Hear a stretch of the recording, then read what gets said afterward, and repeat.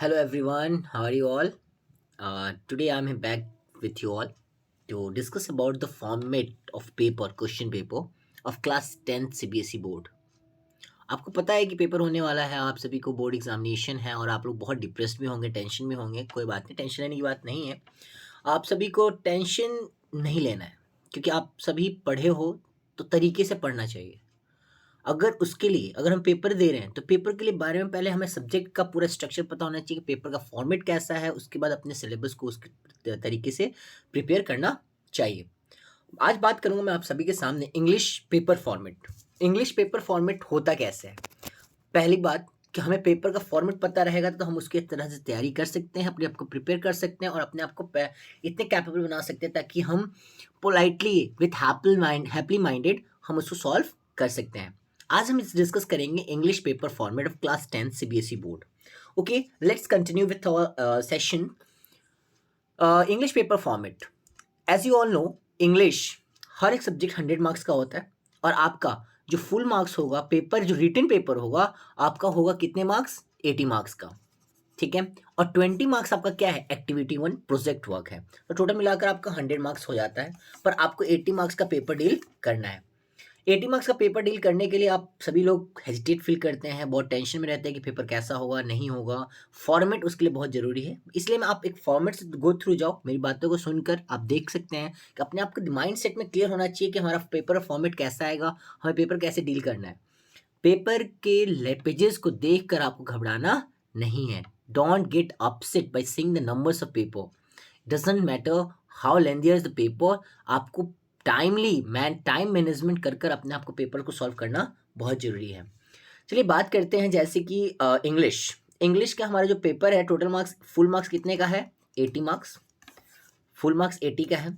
उसका हमारा सेक्शन है, section A, section B, section C. Section A of 20 marks, section B 20 marks, 10 marks for writing section, 10 marks for your grammar. Section C 40 marks, आपके हो जाते हैं total 80 marks. 20 20 40 plus 40 80 marks. ठीक है, let's continue with the session. हमारा section किसमें कौन कौन सा सेक्शन हमारा आता है। पहले हम बात करेंगे सेक्शन ए। सेक्शन ए जो कि हमारा 20 मार्क्स का है। इसके लिए आपको रीडिंग प्लस अंडरस्टैंडिंग जरूरी है क्योंकि हमारा 2 पैसेज आता है। 2 पैसेज माइट बी ग्राफिकल भी हो सकता है, आपको रिप्रेजेंटेशन भी हो सकता है, या वो एक पैसेज टाइप भी हो सकता है। It depends on the board one. उसके लिए आपको क्या होना चाहिए, रीडिंग प्लस अंडरस्टैंडिंग जरूरी होना चाहिए। हर रीडिंग अगर आपकी अच्छी है, वर्ड्स पे कमांड है, तो आप हैंडल कर सकते हैं क्योंकि आपको क्वेश्चंस भी दिया हुआ है और आंसर्स भी वहीं दिया हुआ है। पर उसके लिए क्या चाहिए, अंडरस्टैंडिंग चाहिए। उसके लिए आपको बेस्ट रीडिंग पार्ट, मैं बोलता हूँ ना, read write learn and speak. So read means you should have a good commands on over reading so that you can understand the passage and answer, and so that you can get a easily 20 marks. आपका question क्या हो सकता है इसमें, subjective भी हो सकता है, ऑब्जेक्टिव 1, आपको filling the blanks and synonyms antonyms और ऑड एंड आउट कुछ भी पूछ सकते हैं। उसके लिए आपको प्रिपेयर होना चाहिए, पर जो भी होगा सारे आपके पैसे से ही होगा। इस सेक्शन को डील करने के लिए आपके रीडिंग पे कमांड होना बहुत जरूरी है। इज इट क्लियर 20 मार्क्स के लिए। Let's move to the section B. Section B, इसमें आता है हमारा 2 पार्ट, राइटिंग पार्ट और ग्रामर पार्ट। 10 marks 10 marks. पहले हम बात करेंगे राइटिंग पार्ट में। राइटिंग पार्ट में आता है हमारा 2 पार्ट। एक पहला आता है लेटर, दूसरा आएगा हमारा एनालिटिकल पैराग्राफ। ठीक है, एनालिटिकल पैराग्राफ और लेटर होता क्या है। लेटर, आप सभी को पता है कि हमें पत्र जानना लिखना बहुत ज़रूरी है, फॉर्मल या इनफॉर्मल। और इनफॉर्मल जो पत्र होते हैं वो नहीं आ सिलेबस में है, पर फॉर्मल आपको हो। फॉर्मल में भी आपके 4 हैं। पहला है हमारा कंप्लेन लेटर, दूसरा editorial, placing order and inquiry letter. एक बार और रिपीट कर देता हूँ, complain letter, inquiry letter, editorial letter and placing order. ये 4 लेटर है, आपके सिलेबस में है, बहुत इंपॉर्टेंट वन है। In out of 4 any will come and you have a choice in between. आपको जो भी है, आप जिसमें कंफर्टेबल हो होना चाहिए।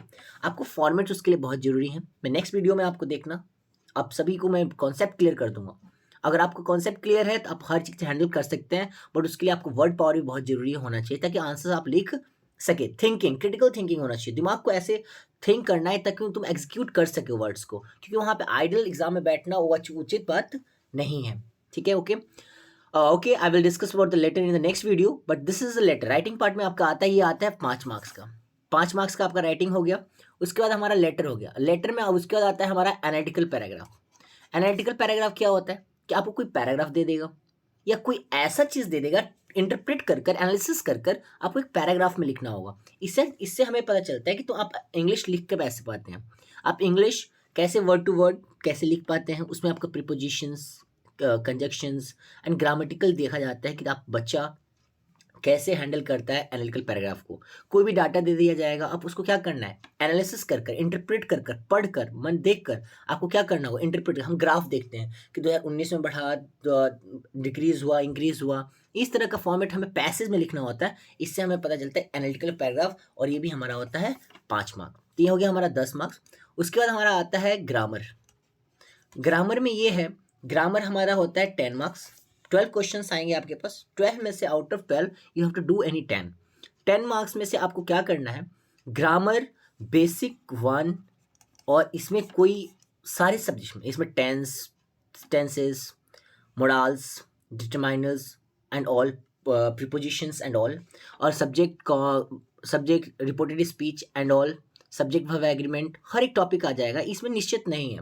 अब इसमें क्या है कि आपको बेसिक्स टू एडवांस होना चाहिए ताकि आप हैंडल कर सके क्वेश्चंस को, और इन सब क्वेश्चंस को आप पे अटेंशन के साथ पढ़ना चाहिए और उसको कंप्लीट करना चाहिए। Is it clear? और आपके 10 मार्क्स आपके हो गए, हमने डिस्कस कर लिया 40 मार्क्स। अब बात करते हैं हम हमारा सेक्शन सी। सेक्शन सी हमारा जो आता है ये कोर्स पे बेस्ड होता है। आपके हमारे यहाँ कोर्स में 2 बुक है। एक है हमारी फर्स्ट फ्लाइट जो हमारा मेन कोर्स बुक है, सप्लीमेंट्री बुक है एक हमारा footprint without feet. Okay, first flight में हमारी पोएट्रीज हैं, नॉवेल्स हैं एंड ऑल, इसके बेस पे आपको क्वेश्चंस मिलेंगे। ओके, इसमें क्या होगा कि आपके पास लेटर, उसके आपके पास अगर लेटर पे भी क्वेश्चन आते हैं तो आपको ऑथर के पर्सपेक्टिव से लिखना है, अपने मन से नहीं।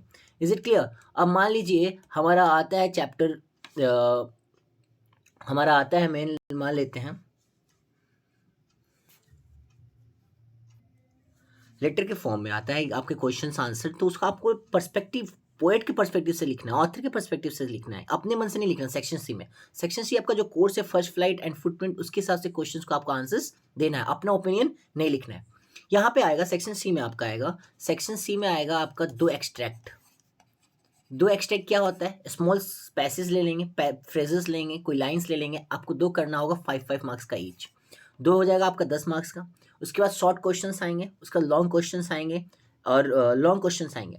आपको अगर लॉन्ग क्वेश्चंस में अगर पूछ लेता है किसी फॉर्म में, डायरी एंट्री के फॉर्म में, लेटर के फॉर्म में, आपको किसी वे में पूछता है, तो आपको perspective of the author's and poet के हिसाब से आपको आंसर्स लिखना है। ये आपका 40 मार्क्स किसके बेस पे होता है, आपके होता है कोर्स के बुक पे, जो आपने फर्स्ट फ्लाइट का। मैं आपको नेक्स्ट वीडियो में हर चैप्टर वाइज आपके मैं कॉन्सेप्ट क्लियर कर दूंगा, कैरेक्टर्स के बारे में, उसके इंसिडेंट के बारे में, ताकि आप मेमोराइज कर सकें और आप इजीली डील कर सकें। Is it clear to everyone? और ये हमारा सेक्शन सी। सेक्शन ए के बाद किया हमने 20 marks, section B 20 marks, section C 40 marks, हमारा हो जाता है टोटल 80 मार्क्स। पेपर को हैंडल करने के लिए अपने आप को कंसाइज और आंसर्स रिप्रेजेंटेशन बहुत जरूरी है ताकि आप अच्छे से हैंडल कर सकें। Representation neat, clean and hand writing होना चाहिए ताकि आपको कोई दिक्कत, आपके मार्क्स ना कट पाए, और अपने आप को ऐसे परफेक्ट रखना चाहिए, टाइम मैनेजमेंट रखना चाहिए, और पेपर को देख के कभी डरना नहीं चाहिए। आप इजीली हैंडल कर सकते हैं। 1 साल पढ़ाया आपने और 3 घंटे का पेपर आपको टैकल करना है, and that is board examination. And don't get depressed, be happy and enjoy learning. Have a good day.